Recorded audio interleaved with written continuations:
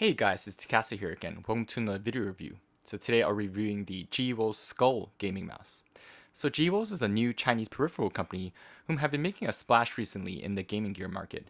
They have first made some headlines for making a very cheap pink EC2 clone called the G302. At its price point, I think it was like $20 or something, it caught the attention of many gamers and was provided a high performance value mouse at a great price point. In light of the featherweight gaming mouse trend recently, they recently released this Skoll gaming mouse, deploying a shape again very similar to the EC2. However, they've developed a honeycomb design along with a great sensor, paracord, feather lightweight to compete in the market. Not many Chinese companies have been able to make a splash and put a name out for itself in the global peripheral market. Personally, I think that was a general lack of innovation and trends to make better mice. What you ended up having was many products that weren't that great with cheap build qualities. With G-Wol's this time, I feel like they've done a fantastic job in putting some great thought into developing a mouse which gamers all over the world really want, and it's just not some cheap knockoff another mouse. Even though it does take the shape of the EC2, there is quite a lot of innovation here. For sure, they've done a much better job than any other Chinese company have done. They were kind enough to send me this sample copy for my review. I'm allowed to keep this copy of the Skoll, however I note that this does not affect my review in any shape or form. Now onto the review. Now, I never talk about the packaging of a mouse, but I feel like I must mention this because this is seriously some awesome packaging, and they did not cheap out. It comes in a tinfoil box, which is super sturdy, if you see right here, and feels like one of those lunch boxes from when you're younger. Solid. It also comes with two sets of feet. Just let me show you what it looks like here. So I taken the mouse out, but inside it comes with two sets of feet, which you can replace it with. This is really bad. Here. And also, it comes with a free paracord. What kind of company does this?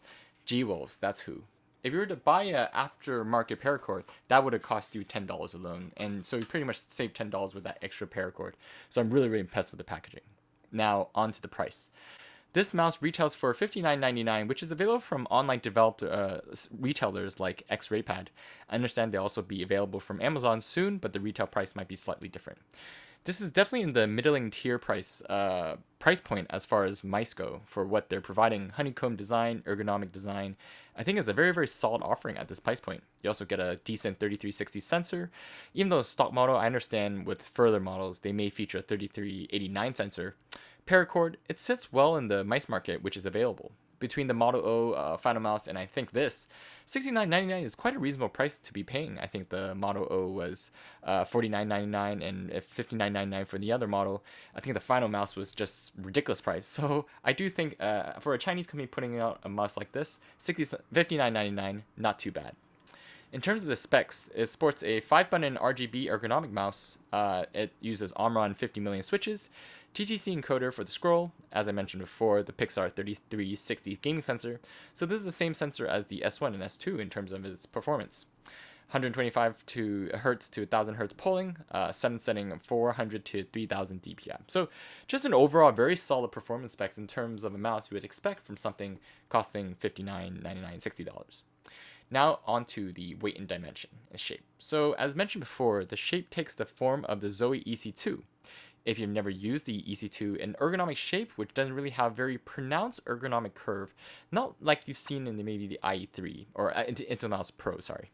As with the Zoe shapes, the mouse curves ever so slightly to the right, both the thumb rest for the thumb rest and the fourth and the fifth fingers here. And you always have a light spot to rest. I've always liked this shape design about the Zoe ergonomic mice, especially the EC series. Not too aggressive, but just comfortable enough for the right hand. Obviously not for the left hand. However, with this design is a much lighter mouse coming in at 66 grams. So 66 grams, this is quite crazy weight reduction compared to mice previously. As I mentioned before, the super lightweighted mouse may be your preference and in practice could have less fatigue on in your hands when you're gaming. I personally do prefer the 80 to 85 gram range, so we're talking about the S1, S2 range.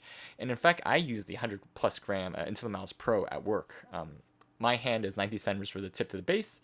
With the ultralight ambidextrous mice, I didn't really like it like the Model O because it was too light as it felt like there was not enough palm support when I was able to pick up the mouse too easily. With the more ergonomic shape and with the back of the mouse filling up more of the palm, I did feel like I was getting support whenever I picked up the mouse, given it's easier to do now because it's lighter.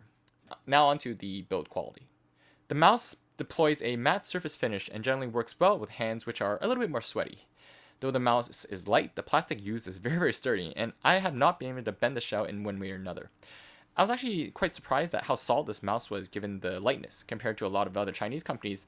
I have to give it to them. They have put some work into the quality and control of this mouse, and the general matte finish was fairly well done. I would say, however, that the top surface of the mouse is a bit rough compared to most other matte finishes out in the market. As I said, not all matte finishes are the same. The kind of finish you get when you finish spray painting a surface, but you quite haven't completely sanded and polished the surface. This is what it kind of feels like. Not to say that it's very rough and unusable and uncomfortable, but it is a slightly rough finish than what you would get on an S1, S2 matte black finish. The surface which I personally really liked. And it may be a personal preference thing, but some gamers should be aware of this before getting this mouse. Regarding the honeycomb, I have to re-emphasize that it's not for everyone. You will feel the honeycomb texture on your palm, your thumb, and your fourth and fifth fingers. This does take some time to get used to. I personally prefer to have a solid finish rather than honeycomb. Although the honeycomb finish looks very cool on your desk once you've gotten used to it. Now on to the scroll and the click. As mentioned before, it uses 50 million Omron switches with TTC encoder, and both very nice and top of the line. It's a very familiar Omron feel, and the implementation is slightly more tighter than other Omron implementations. I think this is due to the shape and the travel. Not much pre-travel in terms of the clicks, and there is a bit of post-travel, which I find reasonable. The side buttons do not have any pre-travel at all, and slightly stiffer than the M1, M2s, but don't take much force to actuate. The scroll is very soft and light, and takes little force to scroll from one notch to the next. There's no pre-travel in the scroll click, and the scroll actually snaps fairly easily into every step, and not onto the video.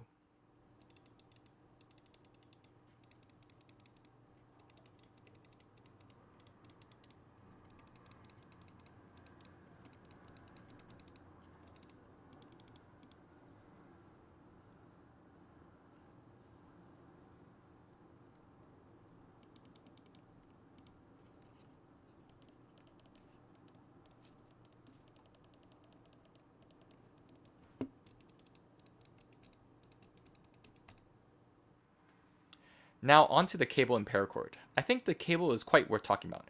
And I think this second company I know after the glorious Model O, which have implemented a paracord or something close enough to a paracord. I have to say this paracord is nice. It uses a more regular paracord sleeve rather than the shoelace one found in the Model O, which I'll show you right here if you can see it. So you can kind of see the difference. The Model O paracord, it's a bit more like loosey and a bit bends a little bit in certain places. But in terms of the model, the G-Wolves one, it's much more flexible, much more just curls much easier compared to the normal paracords. I guess I like this one actually quite a lot. And this is probably one of the best paracords are stock coming out of any mouse. I personally really like it and love this implementation. And on to just a test of how the paracord works in practice.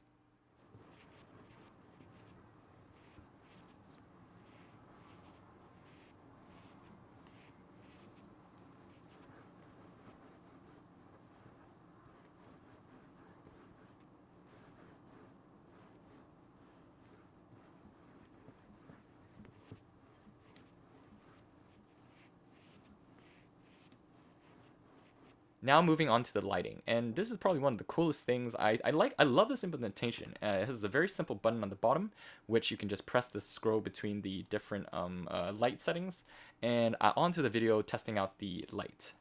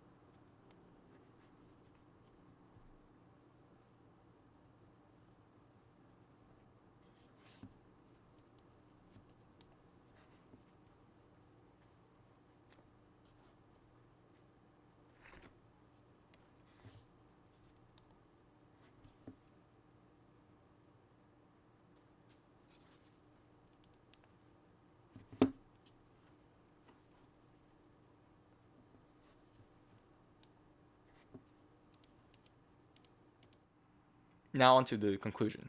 All in all, when playing Dota with this mouse, the main game I play, at first I was trying to get used to the ergonomic shape and the weight of the mouse, given how it was so light. But over time, I felt that it actually made my small little movement clicks very, very easy and accurate in control, especially with the lighter weight and the extra support at the back bottom ass part given to my palm. After getting used to the mouse, the ergonomic shape was really much more comfortable in the hands, generally compared to the ambidextrous mice, because of the way it curves to the right. In the long run, I'm not sure, however, whether I'll stick with this as my main, as I still do prefer the ambidextrous mouse in terms of control for MOBA gaming. But I have to say this mouse has performed surprisingly great in terms of the game, in terms of the comfort, shape, and also its accuracy and sensor performance. Overall, for 60 US, I think G-Wolves have hit this one out of the park. Honeycomb design, lightweight, 3360 sensor, 50 million Omron switches, EC2 shape, and a paracord. What's not to like? I'm very, very impressed with this mouse and really look forward to the new line of mice that they're thinking of releasing. I do understand that they are going to release an ambidextrous one with the honeycomb design, and I think they also have a wireless in the work.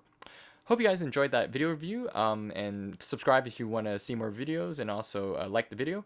If you guys want to buy mousefeet, as always, you can visit my site at itech.com, or I have an eBay store at itech.